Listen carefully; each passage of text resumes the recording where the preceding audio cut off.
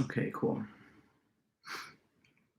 Just another 3.5 minutes, and then we will get this little virtual lecture going. Thanks everybody for being here as usual. Appreciate it.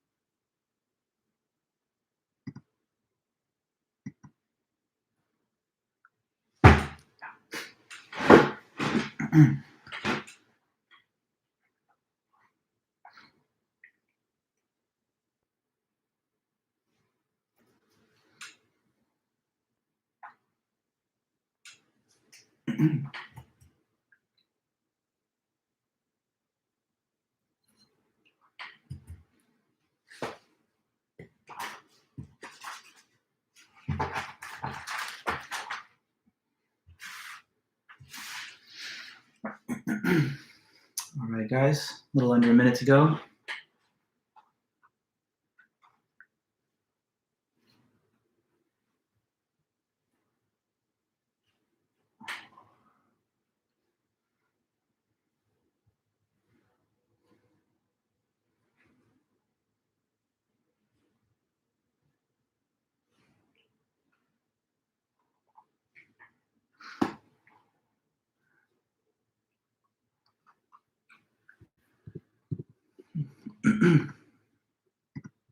Professor, did you watch the Laker game yesterday?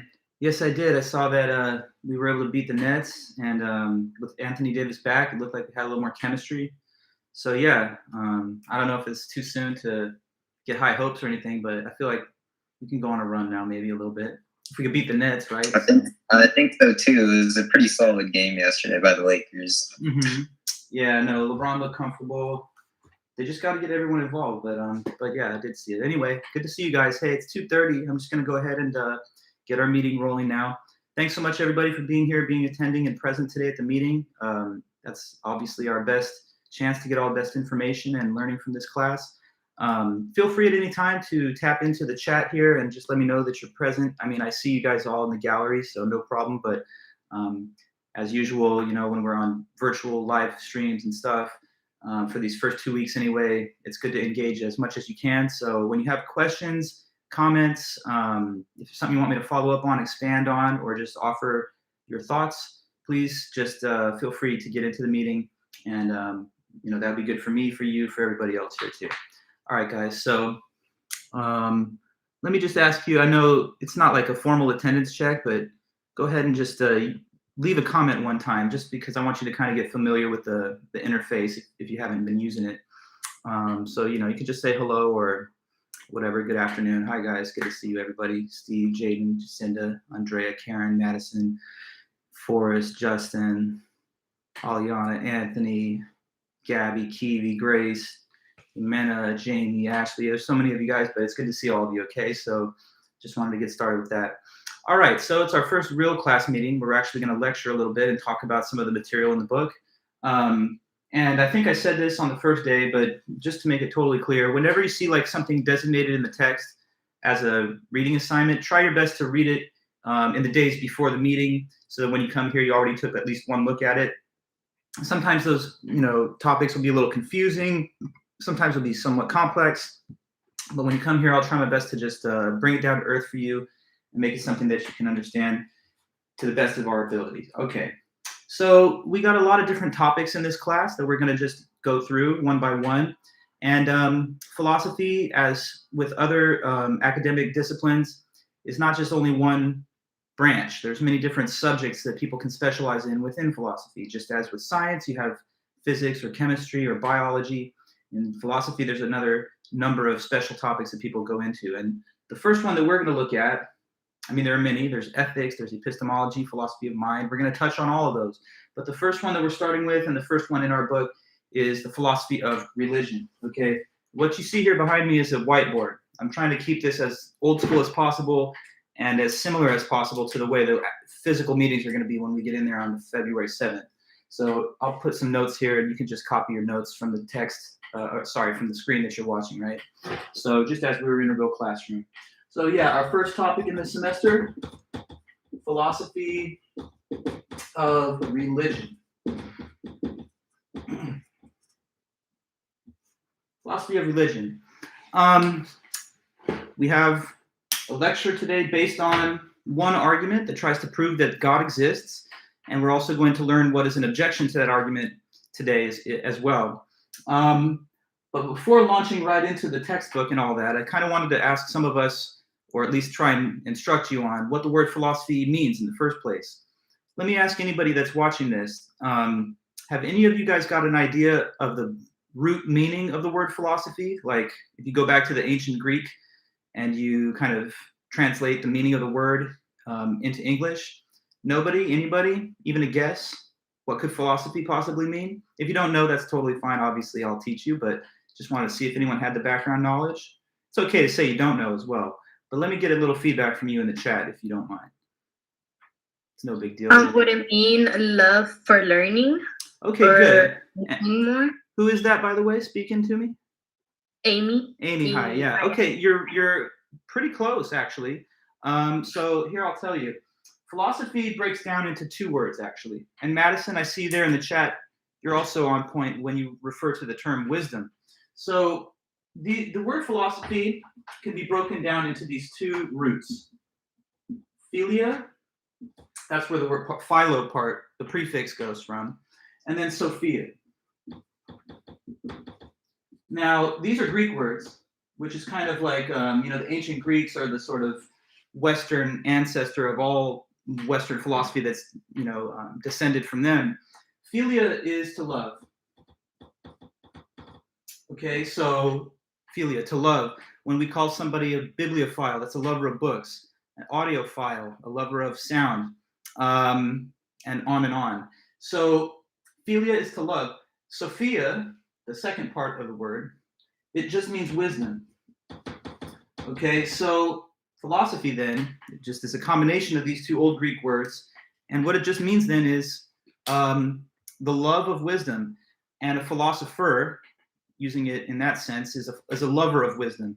So it's kind of interesting when you think about it, because right there at the core of the practice of philosophy is some kind of like passionate pursuit of knowledge and wisdom through the attitude of love. So philosophers are lovers of wisdom who pursue wisdom in every area of human inquiry, whether those are questions about the meaning of life, what is knowledge, whether God exists, whether we have souls or not. These are all questions that are pursued within the broad expanse of philosophy. So a lot of academic subjects have a etymological origin at the end that has to do with the word logos, which means the study of something, like biology, the logic of life science. Philosophy is in that sense a little unique because it does have the word Sophia and philia, meaning that it's based on love of wisdom. So philosophers pursue this love of wisdom by searching for answers to some of the deepest and fundamental questions that humans can ask in all these different areas. And one of the first big areas of philosophy that we are examining is, yes, philosophy of religion. So let's go right into it. I want to sort of check with you guys on some of your already existing knowledge of concept of religion and different positions that people can take on the question of the existence of God. So in philosophy and just in everyday life, people can kind of be placed into three different categories depending on their viewpoint on the question of God and God's existence. So there's these three main positions.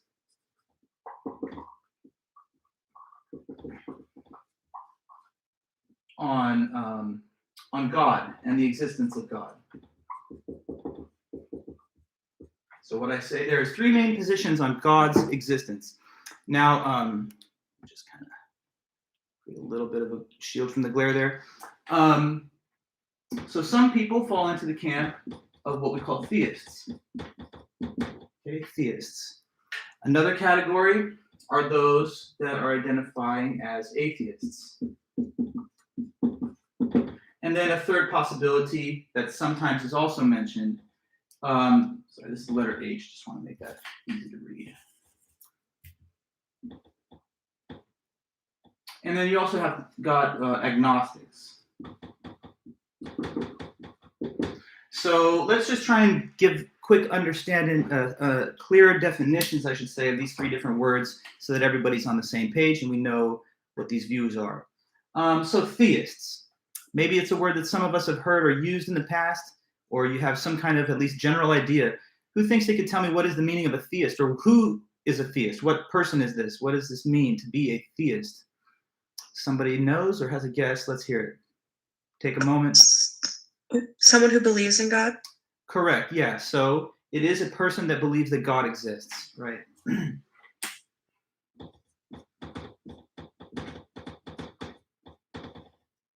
Believes that God exists.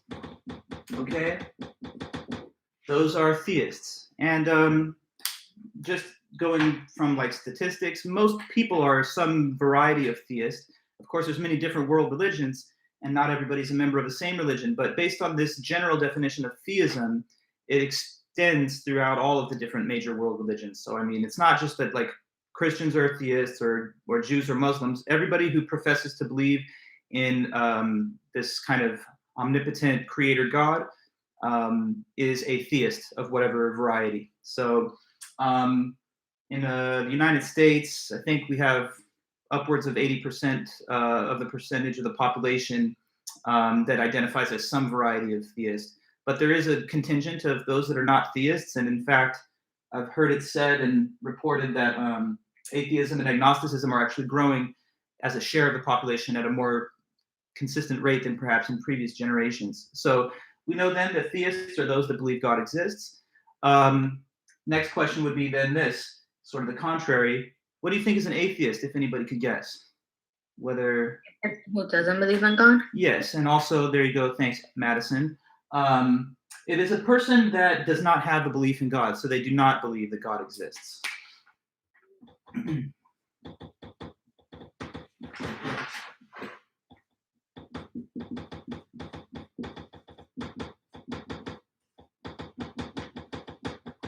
Okay, theists, they believe that God does exist. Atheists don't believe that God exists. So there are some people, of course, that just haven't got the belief in God, that think that there's not good enough evidence, or maybe they think that the idea of God itself is somehow like a logical contradiction or inconsistent internally. Sorry to cut you off, but I have a quick question. Sure, yes, please. So an atheist does not believe in God, but is it like they don't believe in any God or the specific God? Yeah, so an atheist is a person that does not believe that there's any such thing as a higher power or anything beyond just nature. So no, it's not a person who believes that there's some kind of other concept of God, like just like a force that permeates the universe, but it's not like conscious or something. It's not really like that at all. It's just a belief that there's nothing supernatural, that there's no such thing as a soul, there's no afterlife, heaven or hell, that there's just so it's basically that idea. Okay. Yeah, for sure. And when people talk about atheism, I've heard it distinguished in some people's view between positive and negative atheism. Like some people say there's a view that you believe there's no God, like you affirmatively believe there's no God. And then others describe a sort of weaker version of atheism, which just says, I'm not claiming to believe there's no God, I just don't have the belief that there is a God. It's a sort of subtle distinction, and I'm not going to make a big deal about that little subtlety. But in general, yes, atheists are those that lack the belief in God. Now, agnosticism is sometimes described as a third possible view. I have heard some argue that atheism and agnosticism are not exactly different, or that agnosticism is just a version of atheism, but many do describe it as a unique third position. I don't know if anybody has a view about or background understanding of agnostics. Who could that be? Or if you have a guess even, anybody? Who's an agnostic? They don't believe in like a God, but they believe that there's possibly something out there. Okay. I liked where you said the word possibility. So the kind of idea here is that it's some person that's neutral on the question, or that they neither affirm nor deny the existence of God. So the way it's sometimes put is that this is the type of person who suspends judgment on the question. Like they take no view, neither affirmative nor negative, on the question of God's existence. And usually when one describes himself as an agnostic, they say it's because they don't think there is good enough evidence to prove it or to disprove it. So they just kind of want to remain unaligned or unaffiliated on either side. So suspends judgment. So they don't judge that he does exist nor that he does not. And that's because of a perceived lack of evidence, according to the idea.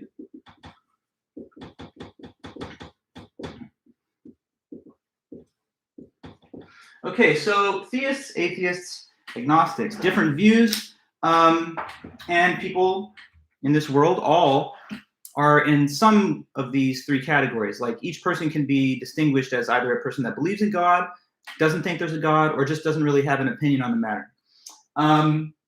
Now, what we're going to do as philosophers and learners of philosophy here is we're going to try to examine what have been some of the most powerful arguments that have ever been produced in history by people in these different categories, right? So like what have been the most solid arguments for theism in the Western written tradition that have ever been given?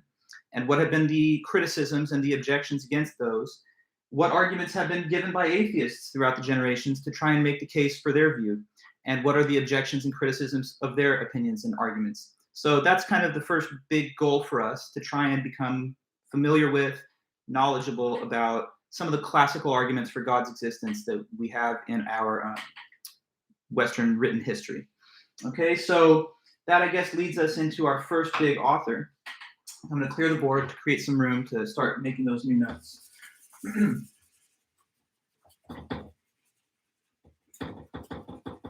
Okay, so there are a variety of different attempts to try and make the case that God exists.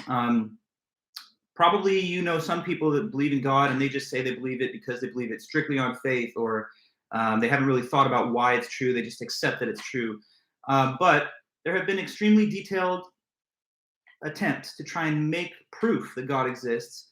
And it's just up to us to learn some of these arguments and to be able to evaluate their power and their credibility, as well as the objections against them. So there's three, kind of, I think of them as like the big three in the arena for arguments for God's existence. So if you're kind of like looking through history, trying to find what are some of the biggest, best arguments within the written tradition for God's existence, there's three at least. There's more than three, but we're going to study three at a minimum.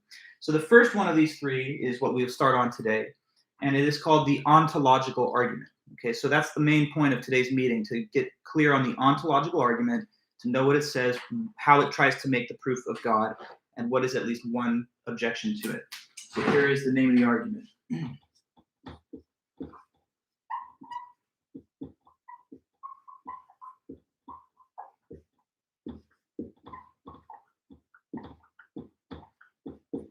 Okay, the ontological argument.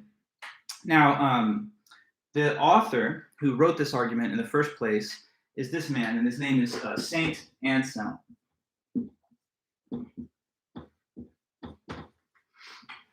Okay, so Saint Anselm was a Christian philosopher and a theologian in Europe in the 11th century.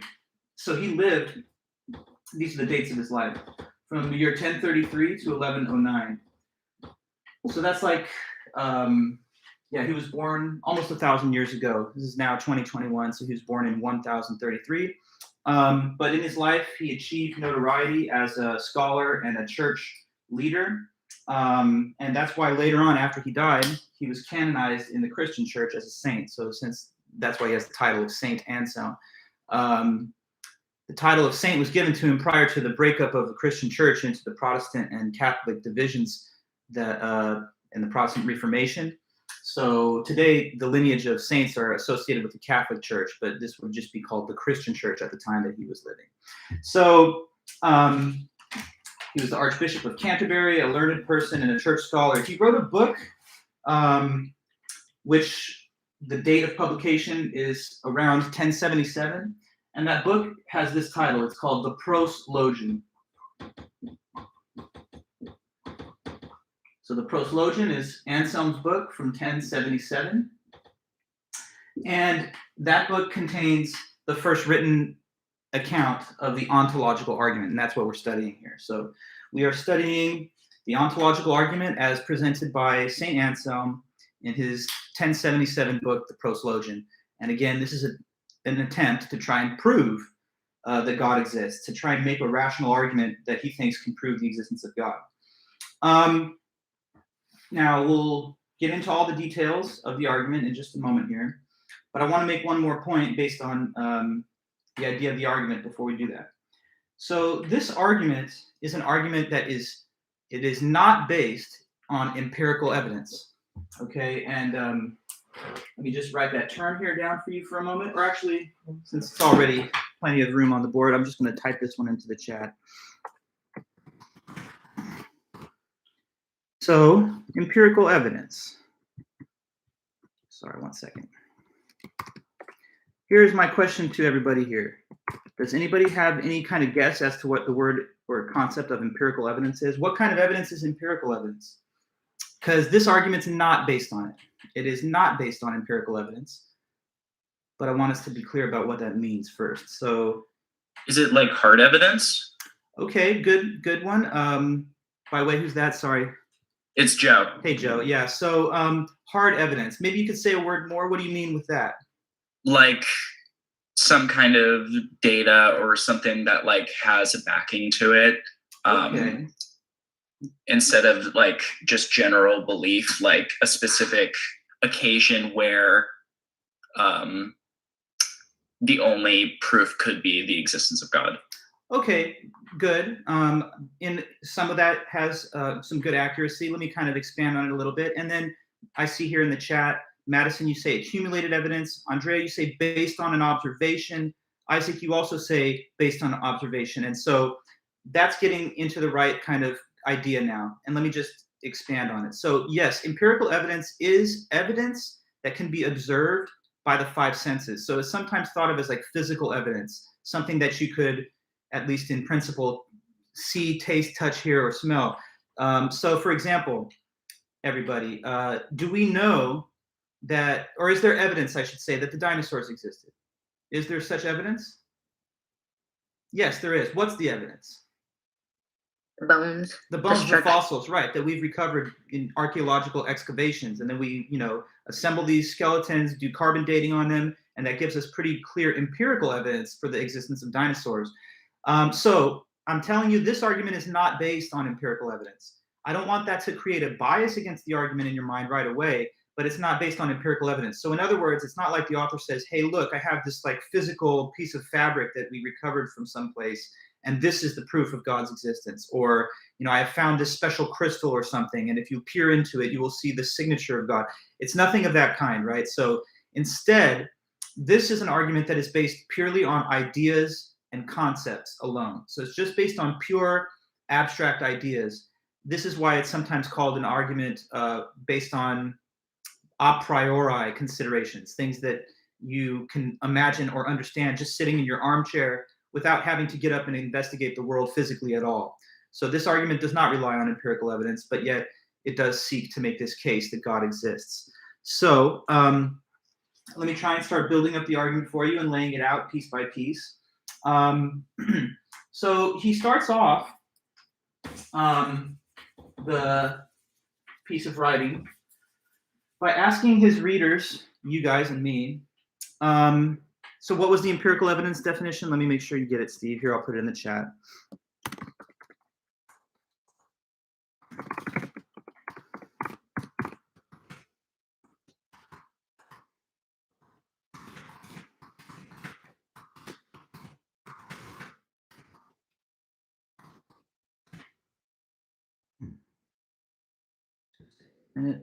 Okay.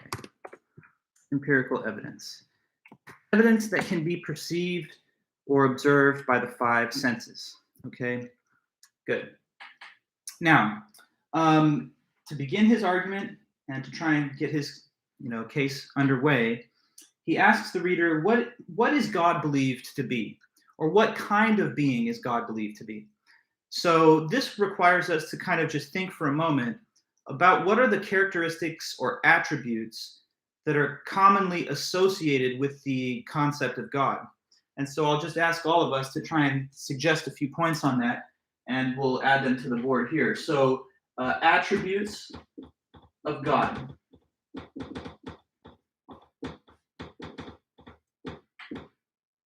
Okay, so if someone asks you to give the basic description of the kind of being that God is thought to be, then what would you say? What sort of features, and we're not talking about like physical features like, dark hair, tall, or anything like that. We're talking about conceptual features, right? So what are some things that those who talk of God say God is like? Like God is thought to be glorious, all powerful, okay, good. all knowing, Very forgiving. good. Let me take those. Omnipresent. Okay, omnipresent. I heard that. I heard loving. I also saw all powerful. And so all those are good. Let me put one of those or a few of them on the board and we'll go over them piece by piece. So there's a word, it's kind of a technical sounding piece of jargon, but it's the word that the definition is all powerful. Does anybody know what the word for all powerful is? If you don't know, I'll tell you, but maybe someone knows it already. almighty, Omnipotent? Yeah, omnipotent. Omnipotent, yes. Almighty is a sort of synonym for it, so that's fair. But classically, it's often used in the phrase omnipotent. So omnipotent.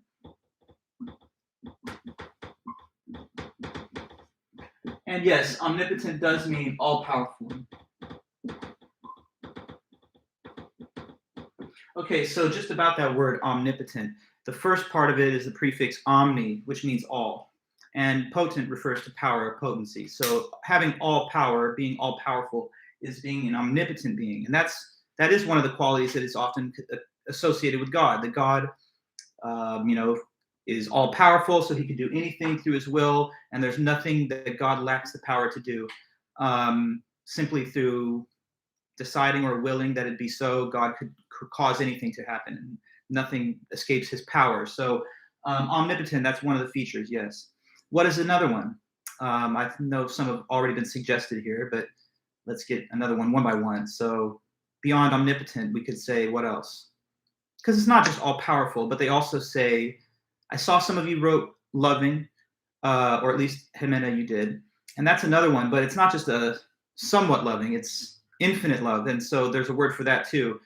Anybody ever heard of omnibenevolent? That's the word anyway. So this is another one to add to the list.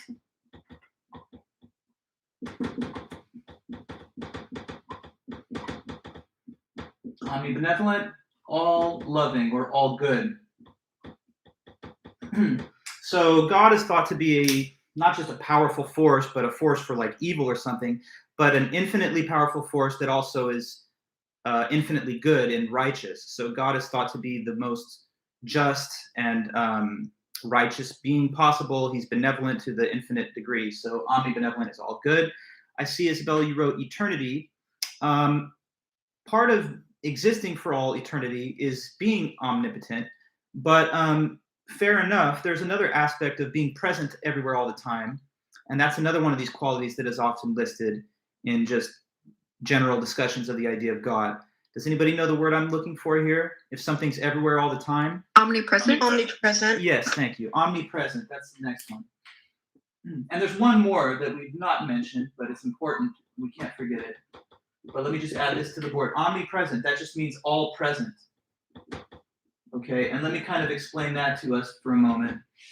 So with me and you, we are not omnipresent. Right now I'm in Long Beach, and I don't know, you're in a different part of the world perhaps, and we're in two different locations, right? So I'm not where you're at, you're not physically here at my house where I'm at, so you're only in like one place at a given time. And also when it comes to time, you're limited in time. You have not existed for all eternity. All of you guys, I'm thinking, are like less than probably 25 in most cases. And even older folks, they've only been around for a couple of generations.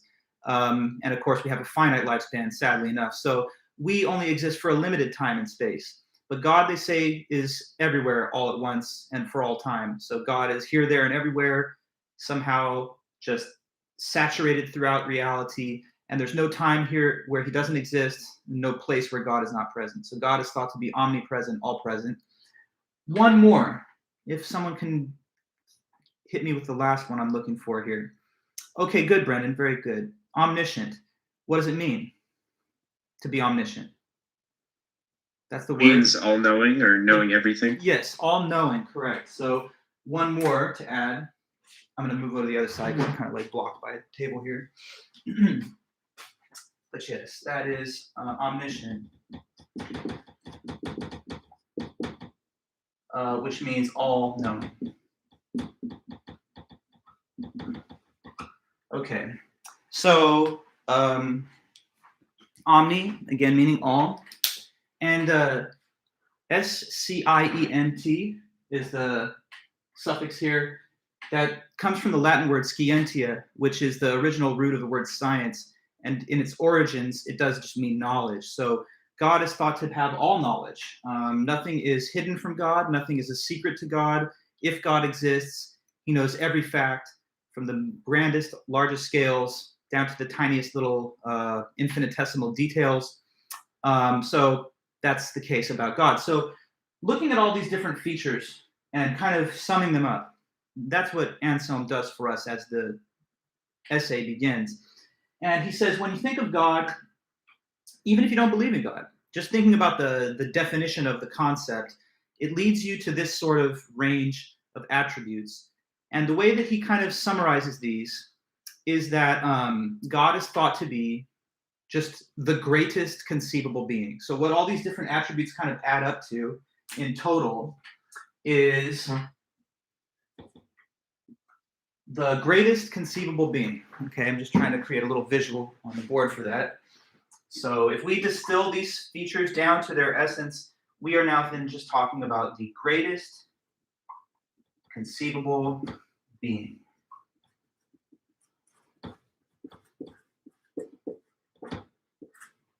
Okay, the greatest conceivable being means the greatest being that you could think of. To conceive of something is to be able to like think of it in your mind. And so God, if he's all powerful, all knowing, all present, and all good, then that would qualify him as the greatest being you could ever think of or imagine. So the greatest conceivable being.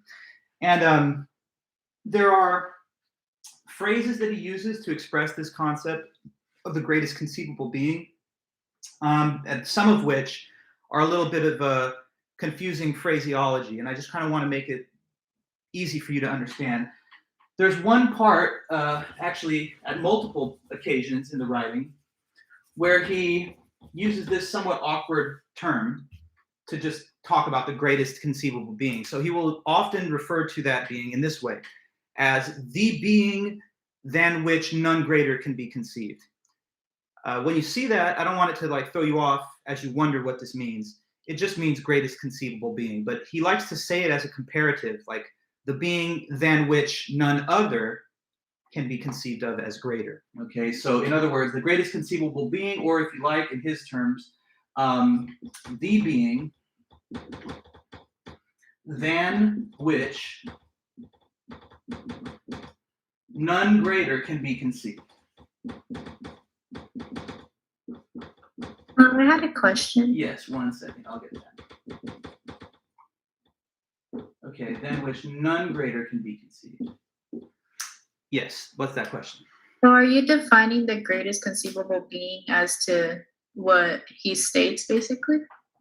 Well, he says this is everybody's idea of God. He says that anybody thinking of God can't be thinking of something that has limits, that is finite, that is imperfect, or that is in some sense surpassable by something else. So he believes that this is a universally shared idea of God. What does that answer your question, or maybe I could you could help me think of it another time? Sure. So basically what was my question was that would you basically define the greatest conceivable being as the being than which none greater than can be conceived? Yes, that those are just equivalent terms. So all I'm saying is that this is an easier way to say it, and it's probably more commonsensical. The greatest conceivable being, the highest one, the best one that you could ever think of. But in reading the actual textbook, when you see this, I want you to just understand that it means the same thing. That's all. Mm-hmm. So the greatest conceivable being is the being than which none greater can be conceived. But don't take it from me. I'm going to read his words now to you. Okay, so let me read these words. He says this on page 15. So he starts off the writing here by addressing himself to God, as he thinks. So he says, "Well then, Lord, you who give understanding to faith, grant me that I may understand as much as you see fit that you exist as we believe you to exist, and that you are what we believe you to be. Now, we believe that you are something than which nothing greater can be thought." So right there he says that. But then he asks this question. He says, "Or can it be that a thing of such nature does not exist, since," and now he quotes from the scriptures in Psalms where it says, "Since the fool has said in his heart that there is no God." Let's continue in a moment, but I want to ask a quick question before I proceed. So who do you think it is that has this concept of God in the mind? Perhaps let's talk about the three categories of people that we started the meeting with: theists, atheists, agnostics. So who do you think would say that the definition of the concept of God is the greatest conceivable being? Yes. Theists, yes, true. But here's like a little bit of a plot twist, perhaps. He says that it's not just theists, though, that at least have this definition of God. It also includes who else, perhaps? Agnostics? Yes, but even more than that. And now I've kind of given it away. But he says that even if you don't even believe in God, meaning that you're what? Atheist. Atheist. Even if you're an atheist, you would still agree that this is the right definition of the word God. You understand me? So what he's saying is, it doesn't take somebody who actually believes that God exists to at least concede the point that this is the idea that we all have of God. And that's important for his argument. He says theists and atheists alike can agree on at least this definition. The thing that atheists and theists don't agree on is whether or not what? Can you say that? Finish that thought. Theists and atheists don't agree about what point? That God exists? That God exists, right. But they could at least agree on the meaning of the word. And so Anselm is saying that even those who say of themselves, "I'm an atheist, I don't believe in God," it's not like they fail to comprehend the word and what it means when the word is spoken. So he says, to start off his argument, everyone can agree on one point at least. Theists and atheists alike, let us all join hands and just say this much, that the word God means the greatest conceivable being. How could that be denied? It's just the meaning of the word. And so he thinks that that much is clear, that the idea of the greatest conceivable being is in everyone's mind. So let me read now from there. He says, "We believe that you're something than which nothing greater can be thought. Or could it be that a thing of this nature does not exist, since the fool has said in his heart there's no God? But surely," and now he continues, "but surely when this same fool hears what I am speaking about," side note, he uses the word fool here, quoting from scriptures, to refer to the atheist. It's not the most generous way to use the term, but when he says fool, he's just talking about atheists. So he says, "But surely when the same fool hears what I am speaking about, namely, something than which nothing greater can be thought, he understands what he hears. And what he understands is in his mind, even if he does not understand that it actually exists." Okay? And then he continues by saying, "Because it is one thing for an object to exist in the mind, and another thing to understand that an object actually exists." Okay, so this is the next step in the progression of his argument. The next move for him is to try and distinguish two categories of things. He's going to try and ask us to think of the difference between things that exist in both the mind and in reality versus things that only exist in the mind, but they don't really exist in reality. Okay, so let me clear the board to create space for those notes. And with your guys' help, we're going to just generate some easy examples of things that on the one hand only exist in the mind. And then on the other hand, things that do exist in reality and the mind as well. Okay, so I'm just going to create this little divider. And on the top left, I'm going to label this section exists in the mind, but not reality.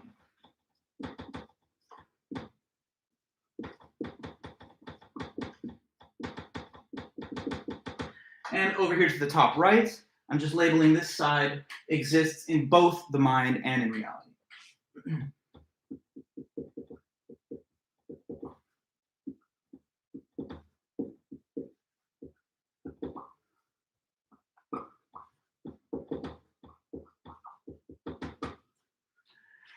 Okay, so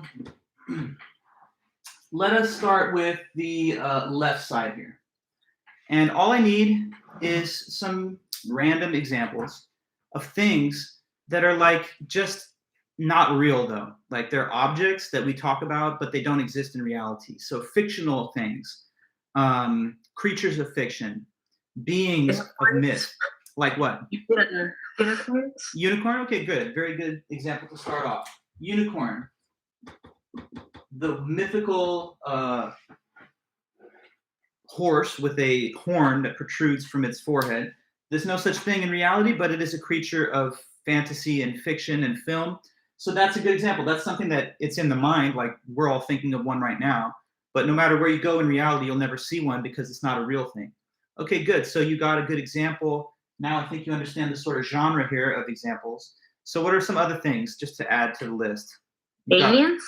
Aliens, I don't know if I can say, because who knows, there could be in some possible part of the universe aliens. So we can't conclusively say they don't exist. I guess you might say the same of the unicorn, but you know what I mean? Like we exist on this planet, so it's a little bit more speculative to deny the existence of such things as aliens. But The devil? well, there again, that would sort of beg the question against the argument, because the argument does make the case that such beings of divine and supernatural nature like God exist. So we don't want to like help ourselves to something controversial. But mermaid, I see in the chat, that's a clear one, right? The You could also say dragons. yes, dragons, that's fine. Leprechauns, or fairies. Elves. Yes, Santa Claus, elves, whatever. Fictional creatures from films like the X-Men and Superman and all that stuff. Okay, so the list goes on. There's no need for me to terminate the list at any given point. We could add more and more, but once you understand the idea, point taken, right? There are some things that exist just in the mind, but they're not really real. Okay.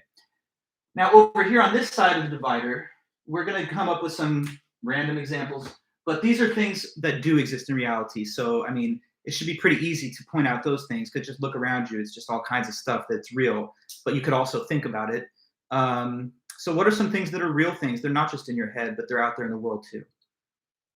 Dogs. Dogs, okay, like, yeah, the whole, the species, dogs, they're real. Someone says you, yes, all of us, members of the class, certainly we're not just imaginary people. Other things, like, I sometimes like to use big public objects, like, well, you say electricity, Isabella, which is a little bit more an intangible thing. It does, of course, exist, but it's hard to say where and when it is at each given time, but fair enough. I mean, like the White House, the Eiffel Tower, those are real physical landmarks. They're not just imaginary things or places. I don't know, the pyramids would be perhaps the case. They exist out there in Egypt, and they're not just fictional things.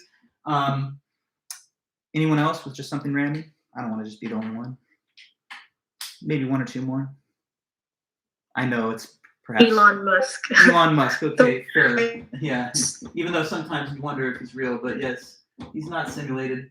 Elon Musk, the planet Pluto, or is it a planet anymore? Anyway, the celestial body out there in our solar system, they call Pluto, not the dog from Disney film lore, but yes, the planet or whatever it is. So, okay, good. Look, question then from Anselm is this. God, as we have defined him, and as he thinks everybody defines him, even atheists, is the greatest conceivable being. So his question now is raised this way. Is the greatest conceivable being something that only exists in your head but is not real, like Santa Claus, unicorns, fairies, dragons, mermaids, or is God something that exists in the mind and he's also real, like the things over here and like us ourselves? And what Anselm is going to say next is that based on the definition itself, greatest conceivable being, the God would actually have to exist in both. Okay. And let me try and make the point as to why. What do you think would be greater? For a thing to exist only in the mind but not reality? Or for something to exist in both the mind and in reality too? Like, if those were the only two options, what would be the greater thing? Both mind and reality. Yes, both. That's right, everybody. Both the mind and in reality, because that's just more existence.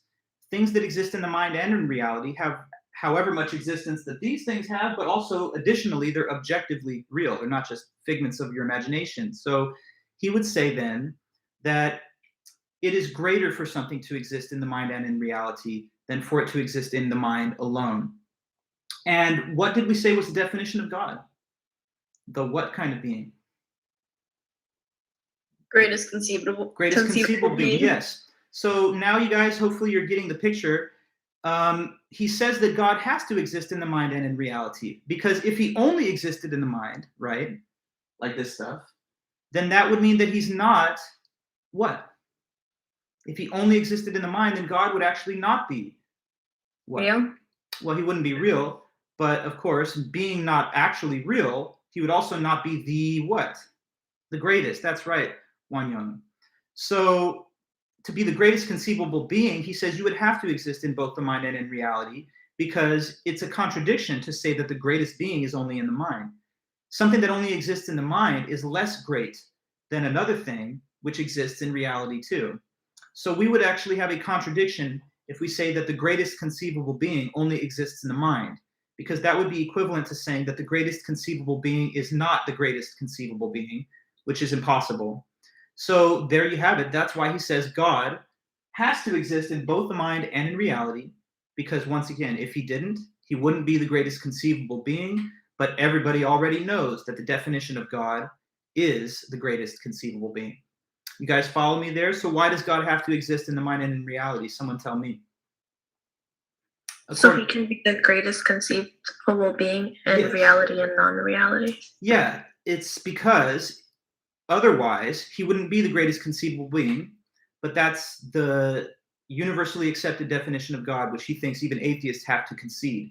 So if you say that God means greatest conceivable being, you would contradict yourself by saying that he's only in the mind, because that disqualifies something from being as great as it could possibly be.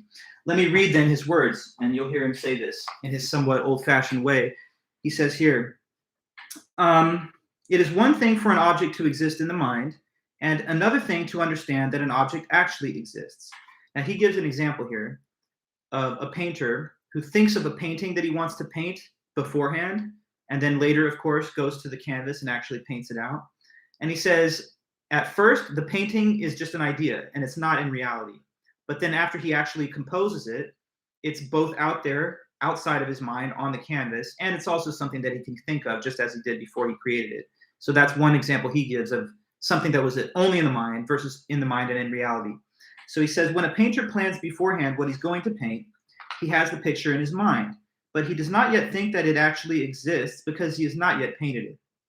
However, when he has actually painted it, then he both has it in his mind and understands that it exists because he has now made it exist. Even the fool then, which again he's calling atheist, even the fool then is forced to agree that something than which nothing greater can be thought exists in the mind, since he understands this when he hears it, and whatever is understood is at least in the mind. So what he's saying there is, like, atheists and theists alike agree on this point, that at a minimum God exists in the mind, because we can talk about the idea, because we can define the idea. God is at least in the mind. So the only remaining question is he in the reality also? And so he says,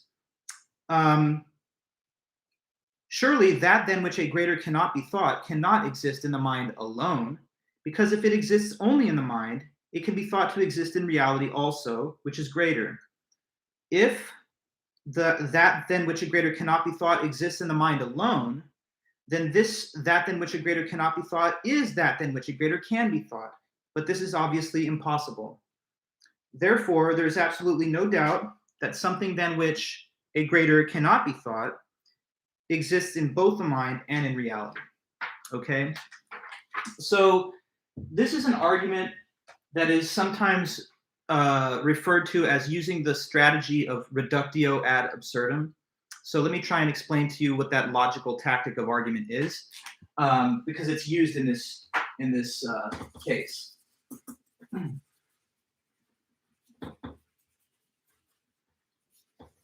One last time before I create these new notes, just going to sort of say it quickly to kind of give you a synopsis at this point. Anselm starts off by asking his reader, what does God believe to be? And he knows that the general answer is going to be something that's so great, that's greater than anything. All-knowing, all-powerful, all-good, present at all times. What that means is that God is thought of as the greatest conceivable being. And he says that's a general definition that everyone can agree on, even those that don't think the being is real. So he asks, is it that this greatest conceivable being is only in the mind, or is it in both the mind and in reality? And from there he says, well, it has to be in both, because if those are the only two possibilities, it's greater to be in both.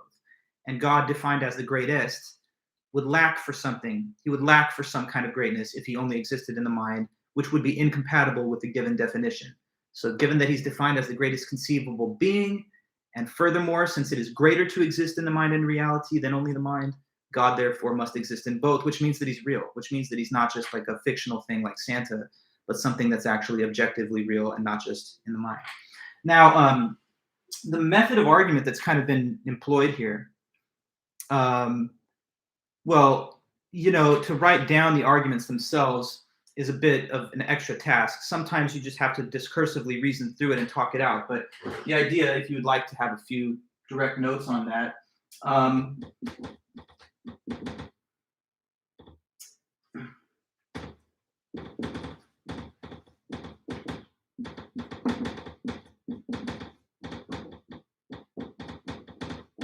God is thought of as the greatest conceivable being. That's like one premise of the argument.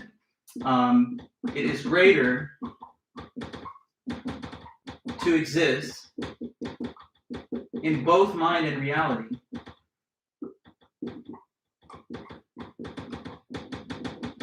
than only the mind.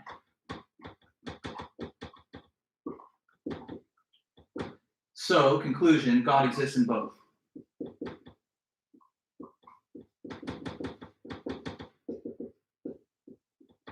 Okay, I'm writing it out, I'm scribbling it, it's sloppy, it's fine though, because I've already explained it to you verbally, and you're going to get the recorded lecture as well, so there's no need to have every note verbatim written, but God is thought of as the greatest conceivable being. It's greater to exist in both the mind and in reality than only in the mind, so therefore God exists in both. Why? Because if he only existed in one, that would lack some greatness, that would not be as great as conceivable, so that would mean that the greatest being is not the greatest, which is a contradiction in terms. Okay. And there's only one argument, by the way. It's not one and two. This is just one argument which contains a few different statements. Okay. Now, to move on from that, well, we're not moving on from it, but to add to it, I'm going to tell you about the method of argument that's being used by the author here. Okay, so it's called reductio ad absurdum.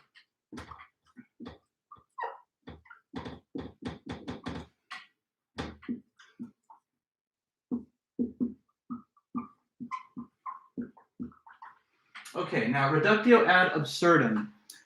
That, let me write in the chat as well, so you get the proper text of it.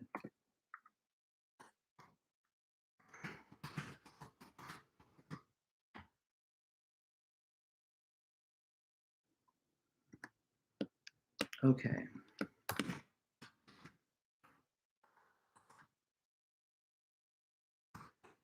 So that is the sort of Latin phrase for a certain method of argument that is used in logic and in everyday life. What it means in Latin is to reduce to absurdity. And the nature of the method is this. So here's how you do it. I'm going to write that in the chat, and then I'll talk to you about it on the board.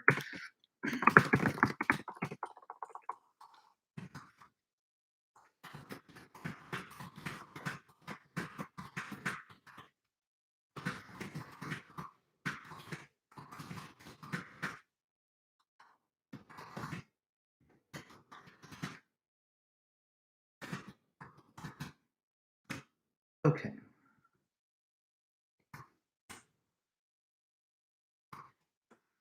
So what it says there is the definition of reductio ad absurdum. With reductio ad absurdum, you want to prove something. So the way you do it is you start by assuming the actual opposite of what you want to prove. And then you try to show that if this opposite assumption was true, then it would imply something that's absurd, impossible, or contradictory. And that is sufficient to prove your own side of the argument or claim. As an example, okay, let me give the quick reductio in a different context. Suppose that I'm interested in proving to you that this world is not flat, that this is not a flat Earth, okay? So if I want to prove this by reductio, you see the definition there. So tell me what would be my first step. For the sake of argument, I would say to my opponent, right? So I'm defending the position that this world's not flat. With reductio ad absurdum, I will temporarily, for the sake of argument, assume what to start off? See if you follow my explanation here. That the Earth is flat. Yes, that it is flat. Correct. Very good. So assuming that it's flat, you would then try to point out what ridiculous or impossible, absurd things that would imply as a consequence. And since that's impossible, it's clearly not flat. So if it was flat, can anybody tell me something that just off the top of their head they think would be a ridiculous consequence of that? If this was a flat disk, Boats would fall off the side of the world. boats would fall off the side of the world. We would have all kinds of precedent for that having happened. There would be no such thing as different areas on the surface of the Earth that have different daylight conditions, right? Because think, if it was a flat disk, sun would just shine on the whole surface at once. Only on the idea that it's a curved sphere can you explain, rotating on its axis, why some parts of the Earth are exposed to the sunbeams while others are in dark. You also can't really explain the operation of global satellites that fall in a smooth elliptical orbit around the Earth. And you would also then have to discount the existence of all the images that have been taken, photos taken from satellites and other space objects of the Earth. And you'd have to suppose that there's somehow forgeries, fakes, or whatever. So that's all kind of absurd, right? And following that claim down to its absurd implications shows us that it's false and the contrary is true. So with reductio ad absurdum, that's how it works. You want to prove something, so you say to your opponent, let's suppose I was wrong and the opposite was the case. Well, if that was the case, something ridiculous would be implied. Therefore, what I am saying is right. Like in law, for example, maybe someone was accused of a crime and they say, you did it. And they say, no, I didn't do it. I can prove it. Suppose I did it, then I would have had to be present at the scene of the crime. But here are receipts that show that I was in a complete different state at that time. So on the assumption that I was there, these receipts couldn't exist. Therefore, I must not have been the culprit. Now, in this example of Anselm's argument, he's trying to make the case to all of us that God does not only exist in the mind, that he's not just something that's only in your mind, but he's also real. So for reductio's sake, he assumes for a moment that God does only exist in the mind. And what is supposed to be the impossible consequence that follows from that? If God only existed in the mind, then that would be contradictory to what? The greatest conceivable being. Yes, that would contradict the definition of greatest conceivable being. So that's why he says it must not be true that he only exists in the mind. You see what he did there? He says he's not only in the mind, but let's suppose he was. If he was only in the mind, then he would be less great than the greatest being. And since the definition of God is the greatest being, that would be a contradiction there. Okay, so that's the main substance of the ontological argument. As I told you before, it's based purely on ideas and concepts. It's not based on empirical evidence. It's based on the supposition that God is defined as the greatest conceivable being, followed by the assumption that if something only exists in the mind, then it's not as great as it could possibly be, because it's greater to exist in both mind and in reality. In my view, if Anselm would have kind of just stopped right there, his argument might have had even a little bit more power and persuasive force. But for better or worse, he does extend the argument just a little bit in the next page, and he tries to make a second claim that is based on the same kind of reasoning. So let me add that to our notes. The next thing that Anselm does is he tries to show that in addition to God having to exist, he also cannot even be thought not to exist. That's a bit of a tongue twister, so let me write it in the chat one time here. So Anselm.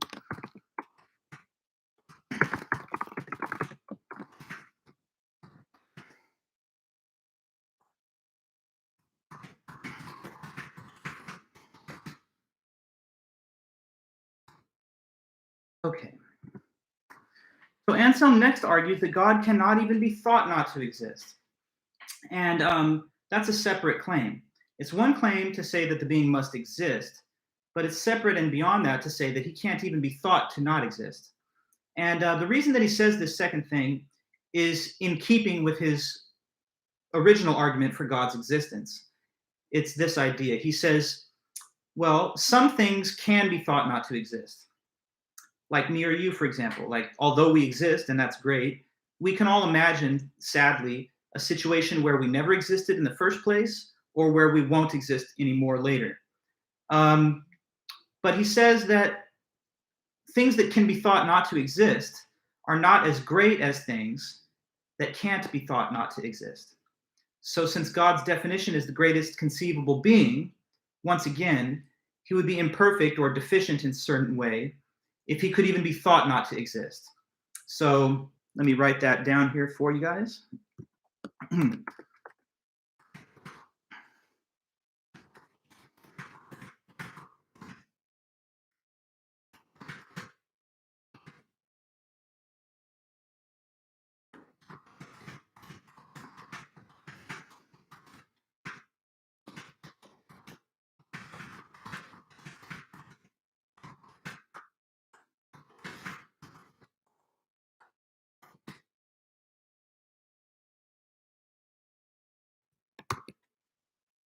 Okay, so the claim he makes is that it is greater for a being to be unable to be thought not to exist, as opposed to a being which is able to be thought not to exist.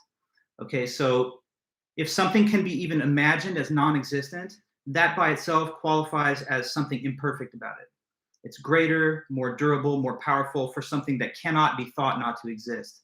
And that's why he says that God, based on this definition, greatest conceivable being, must exist in the mind and in reality, because that's greater than only existing in the mind, and furthermore, cannot even be thought not to exist. And this stuff about cannot be thought not to exist, it's a little bit of a tongue twister because it contains a double negative.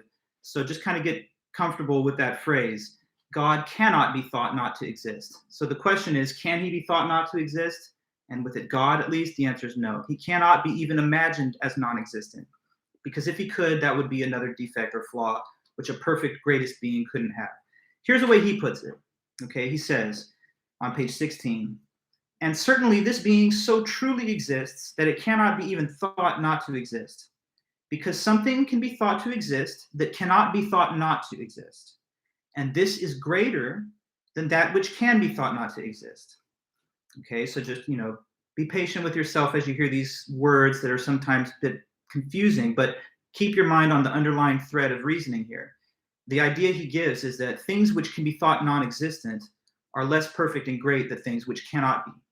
So he says, if that than which a greater cannot be thought can be thought not to exist, then that than which a greater cannot be thought is not the same as that than which a greater cannot be thought, which is absurd. So he says to God, something than which a greater cannot be thought exists so truly then that it cannot be even thought not to exist. And you, Lord God, are this being. You exist so truly, Lord God, that you cannot even be thought not to exist. And this is all as it should be, because if some intelligence could think of something better than you, the creature would be above the creator and judge the creator, and that is completely absurd. In fact, everything else except you alone can be thought of as not existing.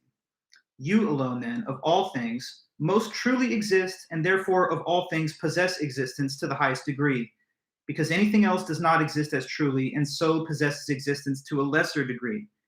Now, this part is sort of not the nicest way of putting things, because he starts to go on the attack against atheists again. But he says, why then did the fool say in his heart there is no God, when it is so evident to any rational mind that you of all things exist to the highest degree? Why indeed, unless because he was stupid and a fool? Well, never would say such things, but Anselm's very passionate about his argument, and so that's the way he uses language. So what we've established now are two main points in Anselm's argument. The first one is primary, where he tries to show that God has to exist. And he says God has to exist for a few reasons that I'll repeat. Number one, because he thinks in the mind of every person is an idea of God as the greatest conceivable being. And since it is greater to exist in the mind and in reality versus only existing in the mind, this means God must exist in both, otherwise he wouldn't be the greatest being, which was already given in the definition. Following from there, he says, additionally, God cannot even be thought not to exist, because suppose that he could be thought not to exist. Now we're doing reductio again. Well, if he could be thought not to exist, then that would mean that he's less perfect than he could possibly be. And since God is known as the greatest conceivable being, he can't lack for anything. So he cannot even be thought not to exist. So he must exist in the mind and reality and cannot even be thought not to.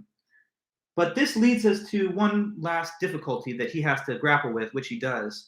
And the question that now remains is this. If God cannot be thought not to exist, how does that make sense with the concept of atheists? Because atheists, we started off by saying, are people who think what? Atheists are those that say what? Anybody can tell me? Exists. Yeah, that God does not exist. So Anselm just said that's not even possible to think. He said God is too great to be thought of as not existent. If he could be thought not to exist, that would debunk his greatness, and that would mean that's not possible for a being like God. So what is he going to say about all of our atheists in this world who make the case that there's no God or say they believe there's no God?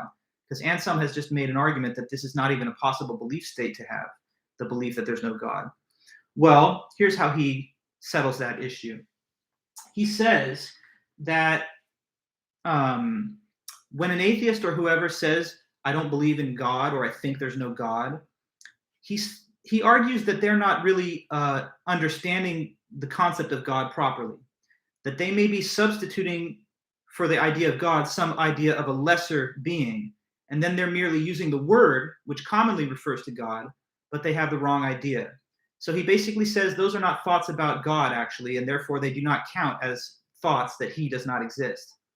For example, if I told you right now, like, hey, you see what's in my hand here? This is a really cool cat.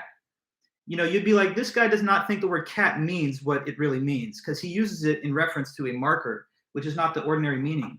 And so Anselm believes that atheists who say, I don't think there's God, are only using the word, but it's not God its common meaning, because it's not possible to think of the real God as something that could not exist. So in his view, when an atheist or whoever says there's no God, they're replacing the real idea with some lesser idea. And that's why he says this does not technically count as a real thought that God doesn't exist. It's a thought that God, in quotes, does not exist, where the quoted phrase refers to something other than the real thing. Does that make sense to you guys a little bit? So what he's trying to do here is make sense of the claim that he says nobody can think God doesn't exist. How do you reconcile that to the evident existence of atheists? His move is to say that those atheists just have the wrong idea in mind. So they're not actually thinking there's no God. They're thinking there's no something, but it's another idea, even if it borrows a word or a sound of God. And here's his exact words on that, okay? So he writes, how indeed has he said in his heart what he could not think? Or how could he not think what he said in his heart, since to say in one's heart and to think are the same?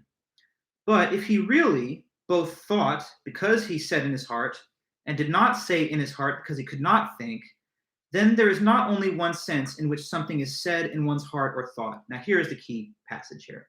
He says, in one sense, a thing is thought when the word signifying it is thought. In another sense, when the very object which the thing is understood. So in the first sense then, when you're just thinking about the word God, but not the real being, in that sense, God can be thought not to exist, but not at all in the second sense, when you're really thinking about the real being of God. So he says, no one understanding what God is can think that God does not exist, even though he may say those words in his heart without any meaning, or with a different meaning, because God is that than which nothing greater can be thought. Whoever really understands this understands clearly that this same being so exists that not even in thought can it not exist. And thus, whoever understands that God exists in this way cannot think of him as not existing. And he closes by addressing himself to God. He says, I give thanks, good Lord, thanks to you, since what I believed before through your free gift, I now understand through your illumination. Okay, so that is the end of that article and the first piece of argumentation in philosophy that we're reading. And let me just recap those big basic points again. So Anselm, from the classic book of Proslogion, written in 1077, he says, I have a proof that God exists. And here's how he sets out to make his proof. He says, first of all, everybody, let's establish what kind of being God is believed to be. And he thinks that we can all at least agree that God is thought of as the greatest conceivable being, or as he sometimes puts it awkwardly, the being than which none greater can be conceived. Now, next he says some things exist only in the mind, like unicorns or dragons, and some things exist in the mind and in reality, like the White House or the Eiffel Tower or the moon. And his argument is that it's greater for something to exist in both rather than only the mind. And so if God's definition is the greatest conceivable being, then we would contradict the definition if we said that he only exists in the mind, because that's not as great as a thing could be. Next, he says, God cannot even be thought not to exist, because it's greater for something to be incapable of being thought not to exist than it is for something to be able to be thought not to exist. And so once again, based on the definition greatest conceivable being, God must exist in the mind and reality and cannot even be thought not to, because once again, the assumption that he could be thought not to exist would lead to the contradiction that he's not the greatest conceivable being. And then so the last point is, what do we say of atheists? If Anselm claims that there's no such possible belief, the belief that there's no God, because he says that God's too great to be thought of as non-existent, he can't be thought of as non-existent, then what is an atheist thinking of when they say there's no God? In Anselm's view, these are thoughts, yes, but they're not thoughts of God. They're thoughts of something else where the word or idea of God, not the idea, but the word God is attached to the description. And so this is how he gets to have it both ways, I guess. Say, yes, there are atheists. Also, there's no such thing as the thought that God does not exist, because these atheists just don't have the right idea. Now, one thing that I find a little funny, though, just from my own view, teaching this material to all you guys over the years, is that in one way, there's a bit of a tension in Anselm's thinking here, because he says at the outset, everyone's got the same idea of God. Everyone's got the same idea of God, whether you're a theist or an atheist, we all think he's the greatest conceivable being. But then he kind of switches gears at the end and says, never mind, atheists don't have any idea of God, and when they say the word, they're thinking of something else. So when it suits his purposes in the argument, we all have a common idea of God. Later on, though, when that comes into tension with his claim that God can't be thought not to exist, he kind of switches it a little by saying, well, the atheists don't really have the thought of God in their mind. So that's one point that I've always found a little bit somewhat inconsistent, but it's fair enough that he does say that. Now, there's only a few minutes left in the class right now, so I'm not going to be able to give you the full notes on the next piece until we return after the weekend, but I'm going to at least give you a preview of it so that you can think of it a bit. It's pretty easy and it's not too complicated, the response. So every argument in philosophy, there's challenges to it. There's always objections. It's not like one argument stands supreme and everyone says, okay, you've proven your case and we're all done. This argument, as good as it is and as interesting as it is, it has problems, and there have been a number of critics. One critic that we're going to talk about right away is this man, and his name is Gavrilo.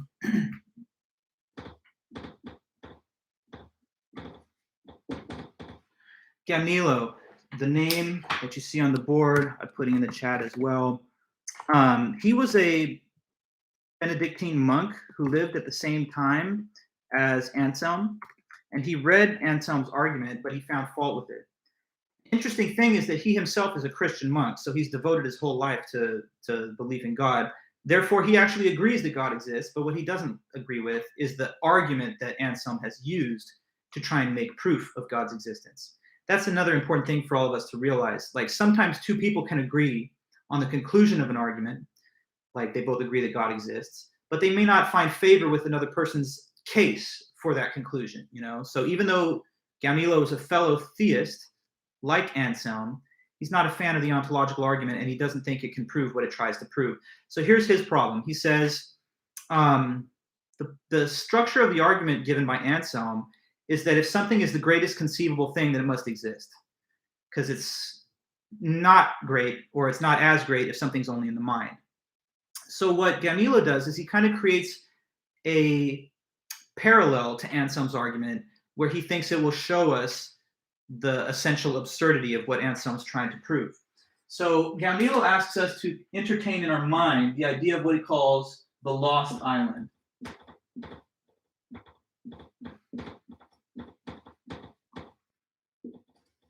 The lost island is just a mental idea, but it's supposed to be the idea of a very, very great island. In fact, and now maybe you're going to see where he's going with this, the lost island is the idea of the greatest conceivable island.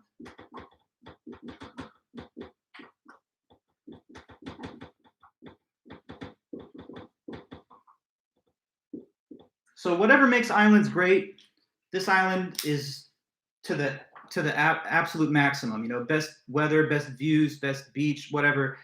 This island's the greatest conceivable, and you're thinking of it right now. But what Gaunilo says next is that if Anselm's argument really worked, and if it really proved God's existence, then what would we have to say about this so-called lost island? Parallel to the idea of God, we would have to say what about the island? Following Anselm's logic, which says the greatest conceivable being has to be in reality. The island must exist. Yes, that the greatest conceivable island must exist because, you know, just borrow the same form of reasoning. If it didn't exist, it wouldn't be as great as it could possibly be, but that would contradict its own definition. So what? Have I just now sitting here proven to you that there's such a thing as the greatest conceivable island? And this is where Gaunilo hopes that your common sense will kick in and you'll say, of course not. There's no way to just prove that something exists by just defining an idea of it as the greatest conceivable whatever. Otherwise, I could tell you, think in your mind of the greatest conceivable hamburger or greatest conceivable film, greatest conceivable piece of music. And since you have an idea of it, it must exist, because if it didn't exist in reality, it would be less great. This is clearly no way to prove that anything is real. Or if it was, then it would prove the existence of things that we just know do not exist, because there is no such thing as the lost island, or the greatest film, or piece of music, or hamburger, whatever. So what Gaunilo is setting out to do is to show that modeling an argument on the same premises and structure as Anselm leads us to these absurd conclusions that the so-called lost island exists, which we know it does not.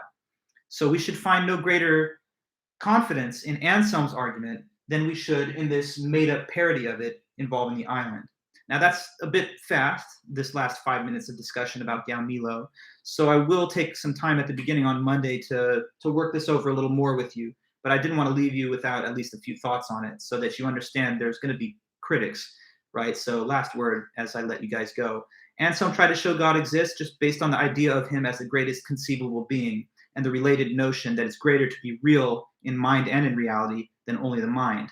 Fast forward past the other details, Gaunilo then says, well, hold on, if you could prove God exists in that way, then watch me try to prove that there's such a thing as the lost island, which we know is ridiculous. So it's kind of like he does his own reductio on Anselm's argument.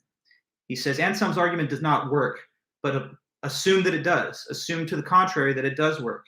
On those assumptions, we must say that the lost island is real, but it's clearly absurd to say that. So there must be a problem with Anselm's argument. All right, everybody. Well, I really appreciate all your guys' attention and your attendance today. It's going to, continue in the same method as we keep reading through essays on these interesting topics. But I want you all to have a great weekend. If you need anything between now and Monday, just let me know. I do have my office hours 4 to 5. Probably nobody needs me yet, but if you did, you have the link that I sent on Canvas. So I'm signing off for now, but I'll see you guys soon. If you need anything, let me know. Are we all good then? Let me just see you say goodbye, and then I'll end our stream. All right, perfect, everybody. Thanks so much, and have a good one. Stay safe, healthy, and I'll see you guys on Monday. Thank you. Bye-bye. Thanks.